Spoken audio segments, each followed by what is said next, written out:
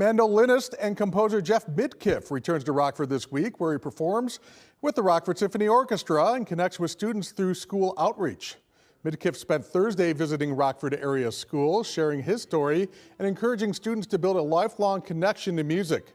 His ties to the city dates back to the 1980s when he studied at Northern Illinois University while performing as a clarinetist with the Rockford Symphony Orchestra. He later continued performing in the Chicago area before returning as a soloist and composer.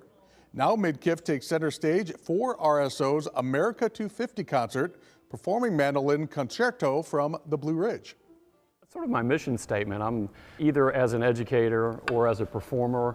I really want to share my love of and appreciation of music with everybody, because I really think, without question, there's nothing more important than to have music in your life.